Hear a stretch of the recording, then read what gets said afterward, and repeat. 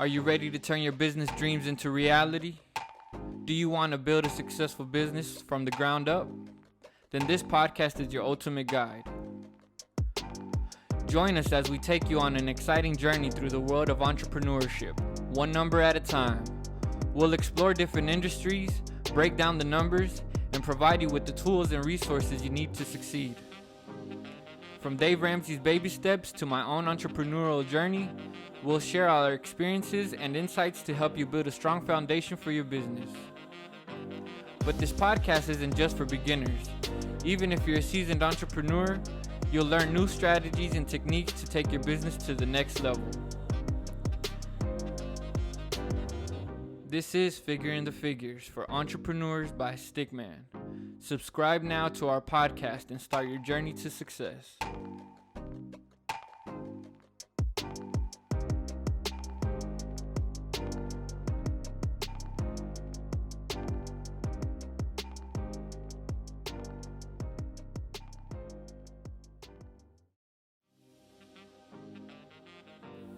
Ask your smart speaker or device to skip through the podcast using the following timestamps.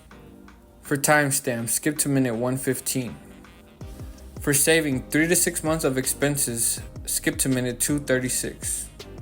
For why is an emergency fund important, skip to minute 343. For where do I put my emergency funds, skip to minute 507. For what is a high yield savings account, skip to minute 553. For how to build an emergency fund, skip to minute 612. For how to break down a budget, skip to minute 745. For closing statements, skip to minute 1406. Download a free copy of our budget template at ZtikMan.com/budget. For episode links, notes, or descriptions, go to ZtikMan.com/podcasts. To schedule a free consultation, go to ZtikMan.com/coaching. If you have any further comments, questions, or concerns, go to ZtikMan.com/contact and we'll get back to you as soon as possible. Enjoy the show.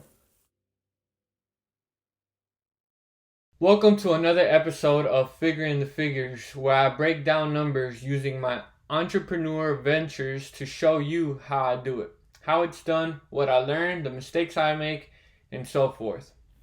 In this episode, it's episode 4, and we're going to talk about baby step number 3. We're talking about saving. We're talking about 3 to 6 months of expenses, right, into your savings account. What is baby step number 3? Baby step number 3 is the third baby step in Dave Ramsey's 7-step plan for getting out of debt and building wealth. I suggest you take these steps before you even invest into a business or even in yourself, because you have to have some type of safety net, right? Saving 3 to 6 months of expenses in an emergency fund helps you for any situation where you fall short, any emergency, your car breaks down, you have to fix stuff around the house, or you just simply need to have something set in stone for yourself for when you're ready to take off. Now, why is an emergency fund important? Life happens, right? Life happens and unexpected expenses can come up, such as a car repair or a medical bill, like I was saying. Having an emergency fund can prevent you from going further into debt when these unexpected expenses arise.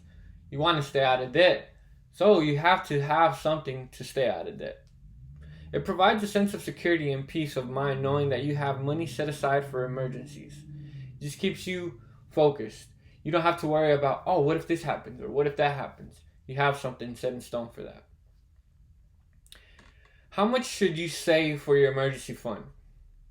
Now, Dave Ramsey recommends 3 to 6 months of expenses, meaning you take all your food, your utilities, your car expenses, any needs, fund money. Really not necessarily fund money, but I would include it in there so you won't get bored. Family, I wouldn't include investments or saving because you have to put all that on hold while you get back on track. And that would be 3 months of those expenses added up, or 6 months, 3 to 6 months, somewhere in between there is a good amount of your income that you have to put aside. So base this upon your expenses and not your income. Where is a good place you should put your emergency funds in? Somewhere where you don't feel too tempted to grab or to touch or to access. Somewhere where it's easy to reach when there's an emergency, but not so easy to reach when you have an impulsive want or need that you would like to use for a silly expense, kind of like impulsive decision at a store, shopping, or wanting to buy something you really don't need. Now, if you put it in a savings account, make sure it's separate from your checking so you won't mix the two. Unless you have something like this here, budget, where it breaks down all of your accounts on what is what. I don't have it here available on the screen, but I do have one for myself. Another good place to put your emergency funds would be in a high yield savings. Now, it is a little bit harder to reach in a high yield savings sometimes, or there's like a minimum requirement. However, it is good to put it in one of those because it builds interest rather than it just sitting there not getting you anything. How to build your emergency fund. Building an emergency fund takes time, but it is essential in prioritizing it, making sure it's your number one priority on your list from anything that you have to do before you invest, before you start a business, before you invest in yourself. You can start up by having a savings plan. So you can either do an automatic withdrawal where it automatically goes into an account when you're saving, or you set yourself on a budget and like strictly commit to saving before having fun in a way, or before having extra fun, or before making extra expenses. You could also save more by cutting down on non-essential expenses.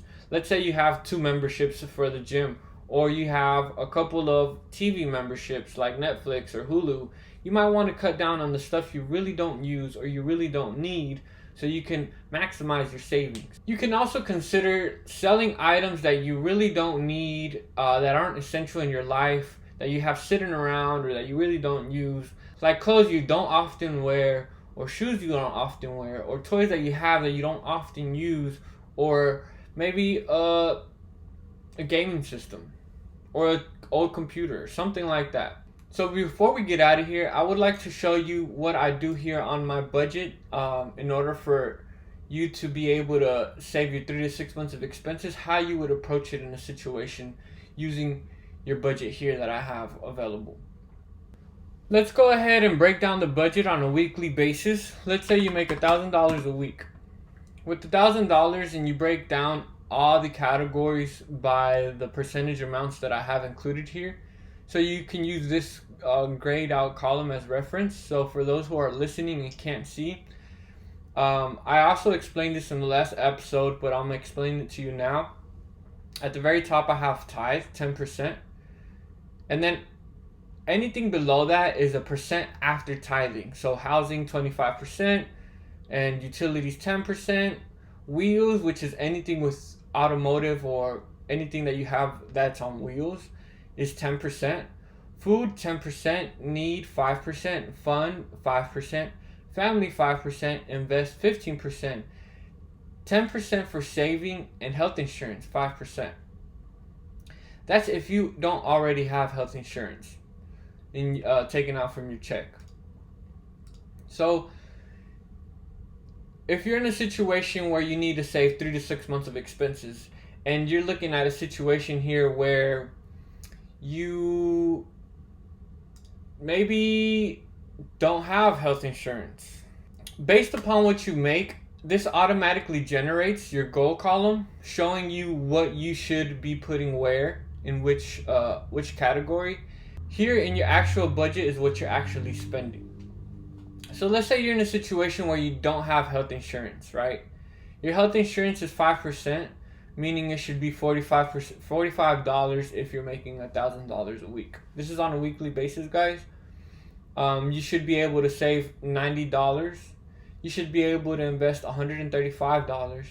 You should be able to have $45 for family and fun money, and also for your needs. For your food, you should have a $90 budget.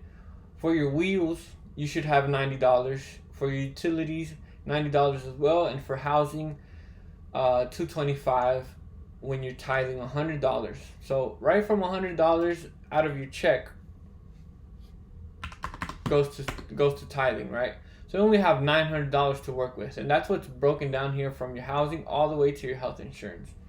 Well, let's say your health insurance is already taken from your check, so you don't have to worry about that.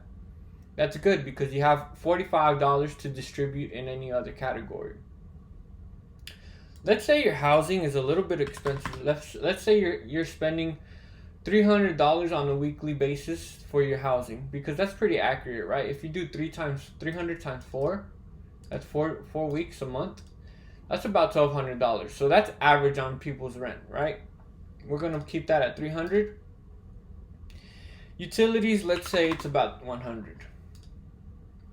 Food, 100 a week. Oh, wheels, 100, and food, 100 as well. You only have $300 to work with. What are you gonna do? Well, what I'm gonna do, I'm gonna make sure I fulfill my needs account. I'm just gonna put 50 instead of 45, even though 45 is recommended. That means I have $250 to spend on fun, family, invest, and save.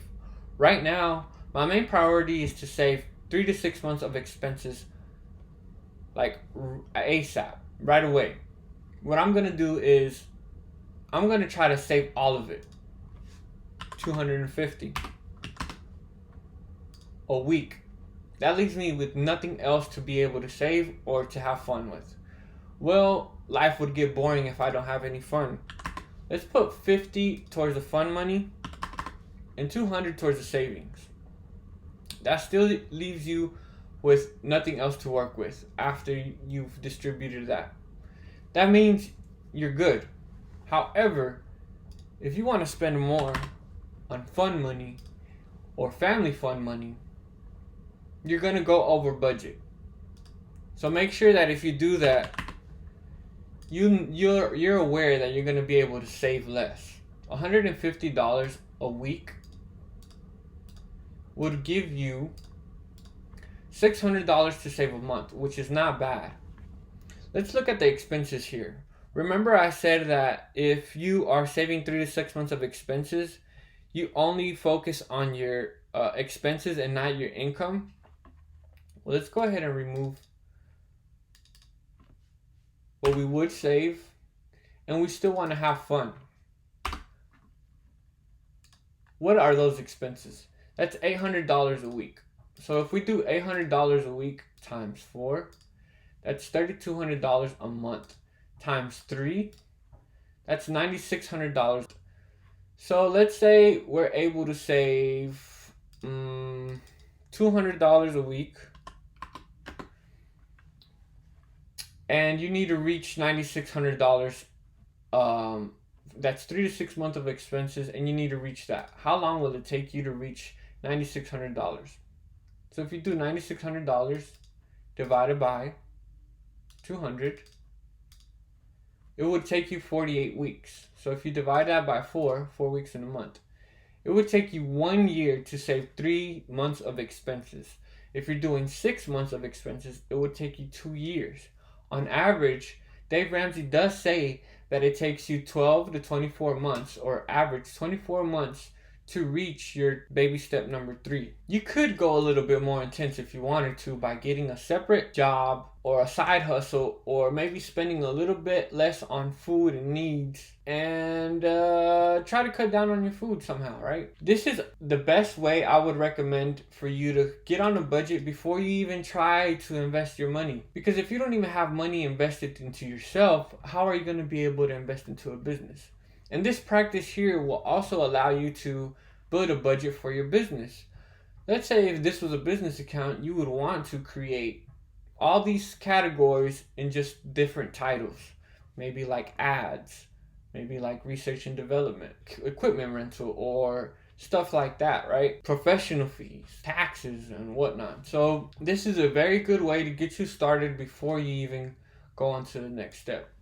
On the next episode, we will be talking about baby step number 4. Thank you for tapping into another episode of Figuring the Figures, where we break down numbers in the entrepreneurial journey and try to figure it out. Peace.